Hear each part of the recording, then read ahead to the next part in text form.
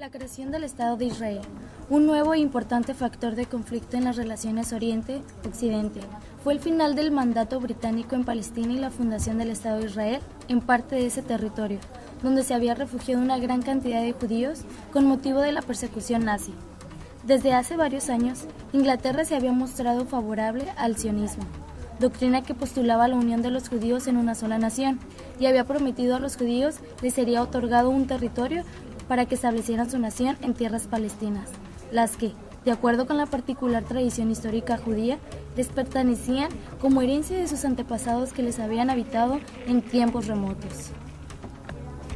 Estalló la guerra entre el nuevo ejército de israelí y los árabes de Egipto, Líbano, Siria, Irak y Transjordania, que atacaron el territorio del nuevo Estado sionista. Esta guerra, que sería la primera de una serie de enfrentamientos armados en la región, se prolongó hasta enero de 1949 y finalizó con la victoria de Israel, que consolidó su posición y obtuvo más territorio que el previsto en el plan de partición propuesto por la ONU. La derrota de Palestina ante Israel dio motivo para que los árabes se sintieran defraudados y traicionados no solo por los países occidentales aliados de Israel, sino también por los dirigentes árabes incapaces de enfrentarse a su enemigo y sospechosos de convivencia con el imperialismo occidental. Todo ello fue el caldo de cultivo, donde se gestaron los movimientos populares y revolucionarios árabes a partir de esa fecha, dando origen al panarabismo, unión de todos los pueblos árabes moviendo de lucha para la liberación de los territorios palestinos.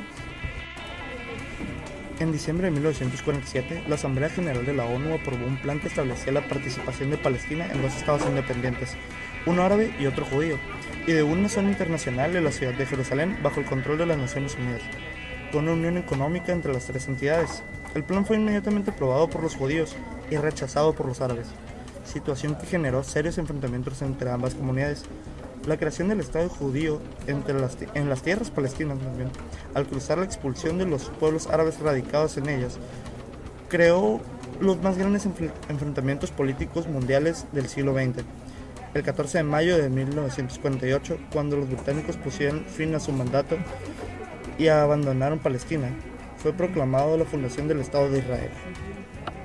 Por otra parte, la riqueza petrolera de los estados árabes habría de constituir un elemento más de discordia en aquel conflictivo territorio, en donde el panarabismo se fue perfilando como contrario al bosque occidental.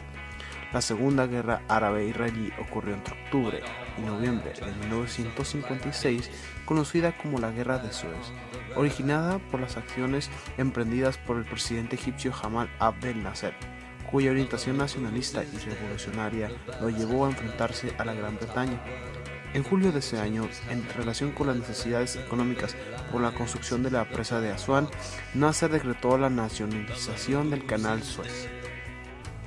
Este hecho provocó que Gran Bretaña, Francia e Israel atacaran militarmente a Egipto el 29 de octubre de 1956. Con la respuesta armada de este país, dio comienzo la Segunda Guerra Árabe-Israelí.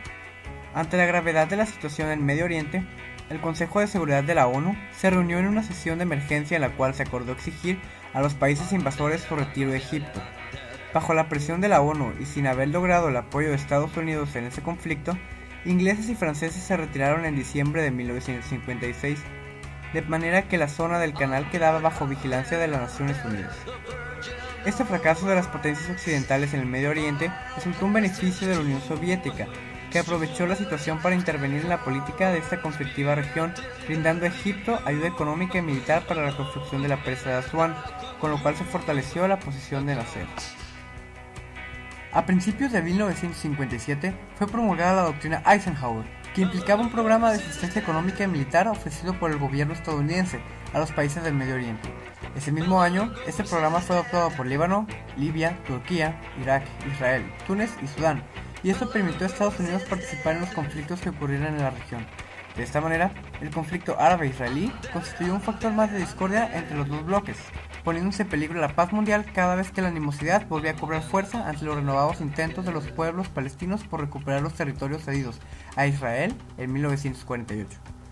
Con el apogeo del nazarismo, la difícil situación entre los estados árabes e Israel estabilizada en 1957, se deterioró de nuevo a partir de 1962 hasta desembocar en junio de 1967 en la Tercera Guerra Árabe-Israelí, llamada la Guerra de los 6 Días, que terminó con una espectacular victoria de los israelíes, quienes ocupan los territorios árabes del Sinaí, Gaza, Golán, Cisjordania, arrebatados Egipto, Siria y Jordania. Tras la guerra, los israelíes se afirman en los territorios ocupados y las actividades bélicas quedan limitadas en las acciones de los palestinos contra Israel desde los países árabes vecinos. En Egipto, el presidente Anwar al-Sadat, sucesor de Nasser, tras la muerte de este en 1970, replantea un nacionalismo más conservador y a favor de Occidente, en tanto que en la región se intensifican las presiones derivadas de la pugna Oriente-Occidente. En octubre de 1973, la situación de conflicto lleva a la Cuarta Guerra Árabe-Israelí, la Guerra del Yom Kippur, el Suez y el Golán, que tendrían repercusiones muy negativas para el destino económico de los países industrializados importadores de petróleo. Por otra parte, esta crisis representa el retroceso de la URSS en la región y el aumento de la influencia de Estados Unidos, bajo cuyo patrocinio no solo se reorienta la política de Sadat, sino se inician las negociaciones que llevan a resultados reales y acuerdos entre Egipto e Israel, enmarcados en el giro que toma el Próximo Oriente a mediados de los años 70.